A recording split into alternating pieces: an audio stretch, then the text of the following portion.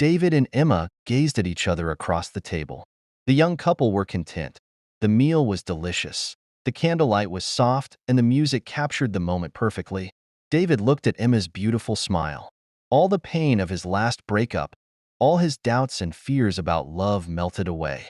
His hand reached out and touched hers nervously. "I have something I want to ask you." David searched her eyes to see if she guessed what was coming. Her smile was reassuring. She squeezed his hand. "You needn't worry. Whatever it is, I'm sure I'll say yes." A huge wave of excitement went through him as he prepared to ask the most important question of his life. From the corner of the restaurant, a strange man watched them. He sat, stiff and unmoving, at his table, pretending to read a menu.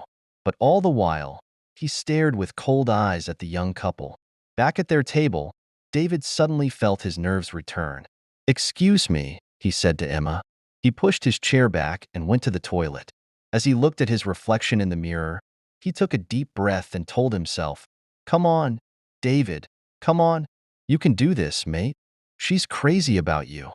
He nodded at himself and, feeling braver, he stepped outside the bathroom. He bumped straight into the extremely tall man, who was waiting by the door. The man's eyes were a cold, bright blue, and his face was pale with a sharp, pointed nose and thin, pale lips. "Oh, sorry," said David. "Which one?" the man hissed. He spoke with a strange, heavy accent that David had never heard before. For a moment, David was confused until he realized what the other man meant. "Air? Oh, this one," said David. Helpfully, "This is the men's toilet." David went back into the restaurant, reaching into his pocket for the small, square-shaped box. He was now filled with courage. He was going to ask her. The taxi ride home was heaven. The happy pair discussed their future life together and shared sweet words of admiration. "The night I proposed," said David. "The night I accepted," replied Emma. "Just think, a whole life together. Caring, sharing." He began. "Loving, giving." Emma finished his sentence. They smiled at each other in love and excitement. "You are so wonderful," sighed David. "And you're absolutely gorgeous," said Emma. "I've never met anyone so lovely and kind. I'm so happy I could sing." But as they entered their block of flats, holding hands, a tall figure watched them from the shadows. "Which one?" he whispered to himself. He watched the building, waiting for a light to come on and give away which flat was theirs. 1 minute went by, 2, there it was. The light went on in a third-floor window. Emma was briefly visible as she closed the curtains. How often had the sharp-toothed watcher stood on corners like this observing his victims? Many corners, many windows. A thin smile spread across his pale lips. He moved out of the shadows to the door and pressed all the doorbells. The vampire was always grateful for these modern flats. Sooner or later someone would let you in, thinking it was a pizza delivery. Silly humans. It was a kind of invitation, and that was all he needed to enter a home. As he climbed the stairs to the third floor and walked soundlessly down the hall, he could hear the young couple's laughter and conversation. As he pressed his ear against the door, he could hear their conversation. Young love made for the sweetest blood. It was so full of life and energy. "I feel as if I'm in a film," she was saying. "More like a dream," he replied. "Yes, a dream. How lucky we are." "Guess who I'll be dreaming about tonight?" he teased. "Who? Who?" "Her hair smells of roses. She's like an angel."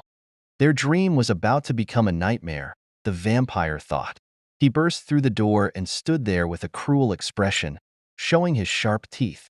The couple screamed and held each other in terrified silence. The vampire smelled the tension and tasted the fear. This was how he liked it. Fear made the blood even sweeter. "There's my wallet. On the table there." "Take it," said David. "Take anything you want."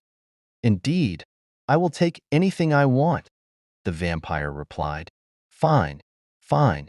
We won't stop you, I promise." David cried. "You won't. I promise," replied the vampire, as the light shone on the sharp, pointed teeth. The terrible realization came to David and Emma at the same time. "Look at his teeth. Is he a vampire?" "Which one?" the vampire hissed. It can be only one. The couple's eyes were wide open and staring. Their mouths hung open in horror. They held each other's hands, and their stomachs filled with fear. Already tonight, continued the vampire, I have drunk from 3. One more, then I can sleep and feel young again. David felt a strong instinct as the vampire moved towards them. He stepped in front of Emma and protected his wife-to-be. Emma gratefully held on to his back. The vampire was in no rush.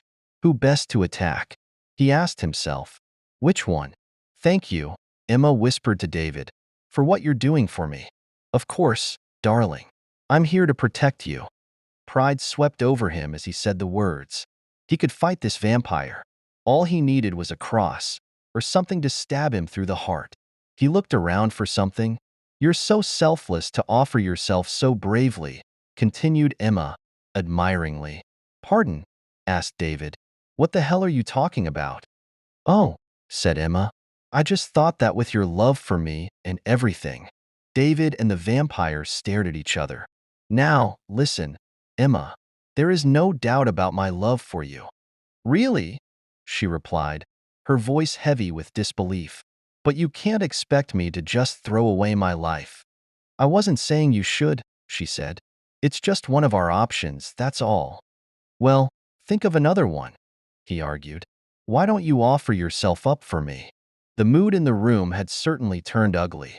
The vampire was displeased that the fear and love had turned into petty arguments. Emma was furious. I hope you're joking. Let's see how strong your love is, he said, angrily. What a gentleman.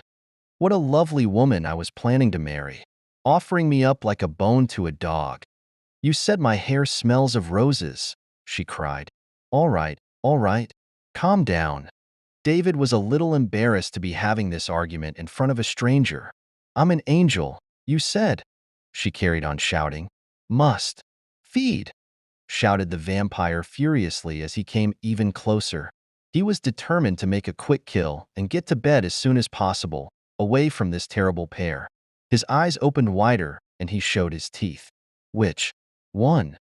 Her, said David, pointing at his future wife.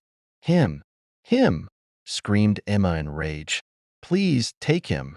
The vampire approached David. She's younger. Sweeter, said David. The vampire turned to Emma.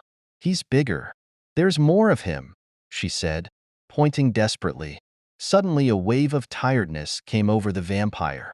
He was centuries old, and listening to them was exhausting and depressing. How could he feel better by feeding on either of these pathetic creatures?